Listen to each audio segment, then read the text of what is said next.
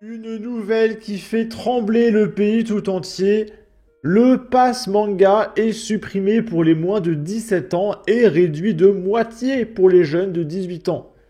Donc en gros, c'est quoi le pass culture? C'est un pass qui permet d'acheter tout un tas de choses du domaine du culturel et qui servait ultra majoritairement à acheter des mangas. Et du coup, on s'est mis à l'appeler le pass manga. Et du coup, le pass manga te donnait à 17 ans du pognon et à 18 ans du pognon. Deux fois, gratuitement. Voilà.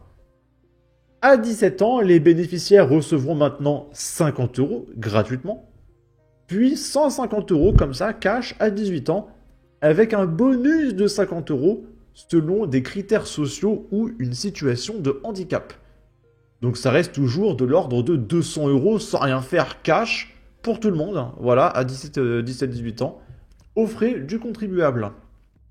Et du coup, ça a été baissé parce qu'avant, c'était de l'ordre de 300 voire 500. Ah, mon petit frère m'a parlé de 500 à un moment donné. Donc, ça veut dire que mes impôts, vos impôts, servaient à payer des tomes de One Piece. Et les gamins sont pas contents. On va voir ça après. Avant, on va regarder cet article. Le pass culture ne sert qu'à acheter du manga. Voilà, on va voir à quoi servent nos impôts. Dans une étude publiée en avril 2022, l'équipe études et recherches du pass culture a disséqué et analysé l'utilisation du fameux pass culturel. Le dispositif gouvernemental confère un crédit aux 15-20 ans afin qu'ils le dépensent dans des objets culturels. Résultat de l'étude, le pass favorise la lecture chez les moins de 18 ans et le manga représente près de 54% des livres achetés. Sur des données collectées entre mai 2021 et avril 2022, l'étude Le livre sur le pass culture, tour d'horizon des pratiques des jeunes, il permet d'observer les effets du pass culture sur les comportements de lecture des utilisateurs. Il révèle une prédominance des mangas, mais pas que. Le pass culture est un dispositif gouvernemental payé par Nicolas qui a pour but de favoriser l'accès des 15-20 ans aux arts et à la culture. Les utilisateurs bénéficient d'un montant crédité annuellement sur une application recensant les lieux culturels partenaires. Les montants vont de 50-60 euros pour les 15-17 ans jusqu'à 300 euros pour les jeunes de 18 ans. Donc je pense qu'on était bien à 500 balles, hein, fut un temps, payé par Nicolas. Donc vous faites 500 euros multiplié par 70 millions de Français chaque année. C'est... Mais vous vous rendez compte? Attendez, attendez. Attendez. On va faire un truc. Je prends ma calculette. 70 millions multiplié par 500 euros. Ça fait 35 milliards d'euros. On va dire au bout, d'une centaine d'années. Voilà. Quand tout le monde a vécu sa vie et que tout le monde est passé par la case 18 ans, au bout d'une centaine d'années, ça fait 35 milliards d'euros de dépensés pour financer des tomes de One Piece et de Jujutsu Kaisen. Bien sûr, c'est tout à fait logique. Surtout dans un pays surendetté comme la France. On va payer les tomes de manga aux frais de Nicolas. Bien sûr. Et le grand bénéficiaire de ce dispositif généralisé en 2021 est le secteur du livre. 29% des utilisateurs avaient déclaré ne pas lire de livres lors de l'activation de leur pass. Or, l'étude indique qu'ils sont 86% à réserver des livres avec leur pass culture et qu'ils dépensent en moyenne près de 53% de leur crédit dans cette catégorie. Manga quand tu nous tiens. Le manga représente à lui seul 54% des réservations littéraires effectuées. À côté, le roman n'affiche que 12% des réservations et la bande dessinée 5%. Toutefois, la part du manga est en baisse. 75% des achats de livres en mai 2021 correspondaient à du manga, contre maintenant 54% en 2022. Je pense que c'est juste dû à l'explosion de Demon Slayer en 2021 et qu'en 2022, il y a eu un petit blanc. Les ventes de Demon Slayer ont explosé en 2019, 2020, 2021. Et après, l'article est un petit peu long, on va s'arrêter sur ça, mais vous avez compris le délire. Alors, je suis pas en train de dire que le manga c'est de la merde, attention. Moi-même, j'ai un truc comme 200 ou 300 mangas dans mon appartement.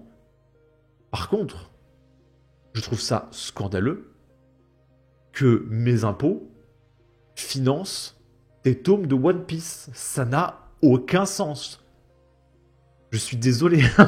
J'aime beaucoup les mangas, mais les mangas n'ont pas à être remboursés par mes impôts. Faut arrêter de se foutre de la gueule du monde. Et là, par exemple, il y a ce jeune qui nous dit « Merci le Pass Culture, toute la collection du 3e meilleur manga de ce monde, a.k.a. Vagabond. » Et du coup, le mec, il a acheté 33 tomes de Vagabond avec mes impôts. Alors c'est très bien Vagabond. Est-ce que j'ai envie que mes impôts financent des tomes de Vagabond, en fait? Est-ce que j'ai le droit de dire que ça n'a aucun sens?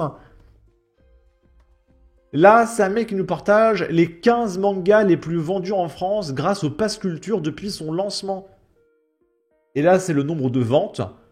Et donc, avec mes impôts, on a acheté 350 000 tomes de One Piece, 200 000 tomes de Demon Slayer, 200 000 tomes de l'Attaque des Titans, 150 000 tomes d'un truc que j'arrive pas à lire, c'est Jujutsu Kaisen. Non, c'est quoi? My Hero Academia? Il y a plus de ventes de My Hero Academia que de Jujutsu Kaisen. 10 000 tomes de Jujutsu Kaisen, de Berserk, de Naruto, 5 000 tomes de Death Note, 5 000 tomes de Promised Neverland, 5 000 tomes de Tokyo Revengers.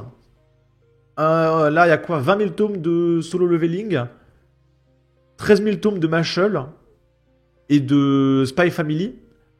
Et après, IQ et Blue Lock. Voilà, et tout ça, c'est financé par mes impôts. Bien sûr, c'est tout à fait normal. Et du coup, maintenant, on va regarder les réactions de jeunes qui se plaignent que c'est une dictature, que c'est le fascisme, de ne pas payer des tomes de One Piece et de Tokyo Revengers avec les impôts de Nicolas. Voilà. Cette mesure est à gerber. L'accès à la culture qui devient encore plus limité. On se croirait en dictature. Bien sûr, hein, les dictatures, c'est de ne pas payer les tomes de One Piece aux frais de Nicolas. Le Pass Culture permettait à plus de 2 millions de jeunes de s'intéresser à la culture. Ça me fume. Demain, les moins de 17 ans seront privés. Alors, t'inquiète pas, hein. Un tome de One Piece, alors les prix ont monté. Alors, c'est du racket en ce moment, je crois que c'est 7,90 €. Je pense que 7,90 €, c'est accessible. Hein. Je pense que tu pourras acheter tes tomes, ok? Réduire cet accès, c'est priver la jeunesse d'ouverture culturelle. Alors, spoiler, tu peux lire les mangas gratuitement à la bibliothèque et à la médiathèque. Oh! Et je dirais même mieux, tu peux lire les scans gratuitement sur Internet. Hein, sur des sites illégaux dont on ne peut pas faire de la promotion. Parce que les scans, c'est illégaux. Mais ça se lit gratuitement, hein, les scans. La culture est un investissement, pas une dépense. Rachida Dati, rien n'est trop tard. Au lieu de taxer les ultra-riches, on s'en prend aux jeunes qui bénéficient pourtant de ce bon plan comme une rampe d'accès à la culture. Capitalisme de fils de leur maman. Régal Gorilla qui nous dit « Le Pass Culture qui descend à 150 € au lieu de 300 €. Ne l'oubliez jamais, les ennemis du fascisme sont l'éducation et la culture. » Alors qu'encore une fois, les mangas c'est gratuit sur Internet.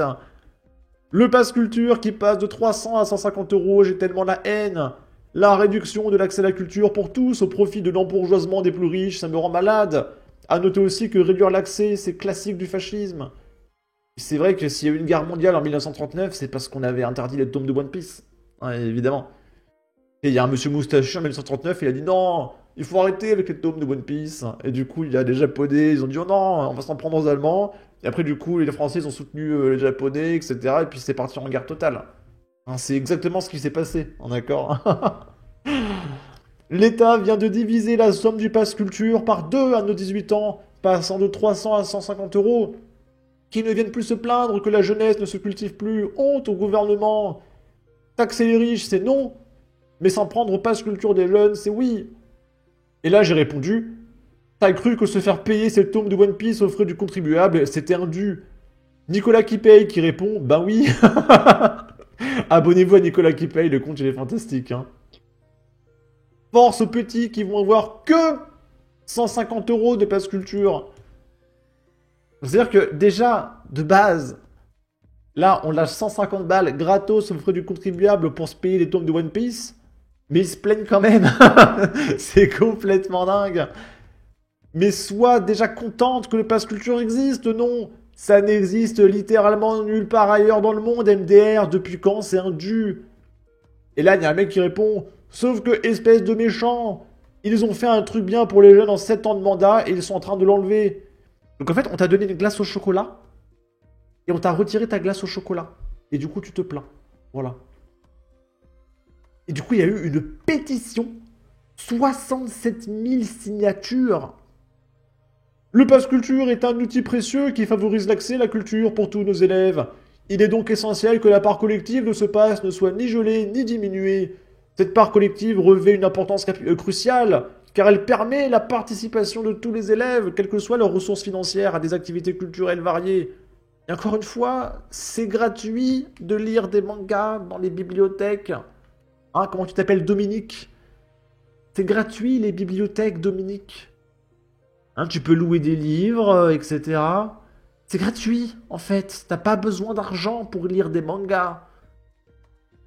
L'accès à la culture a un impact majeur sur l'éducation, l'empathie et la créativité des jeunes. L'exposition à la culture favorise une plus grande ouverture d'esprit et de tolérance. Efforçons-nous de ne pas diminuer les opportunités ouvertes à notre jeunesse.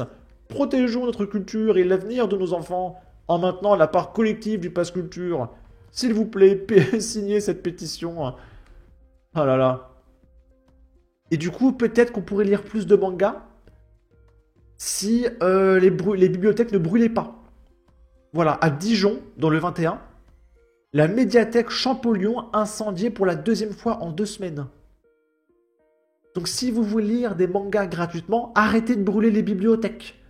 Et de vous plaindre que vous n'avez pas accès à la culture, en fait. Selon Libération et l'AFP, un incendie a touché la médiathèque Champollion, située dans le quartier des Grésilles à Dijon, dans la nuit du 2 mars.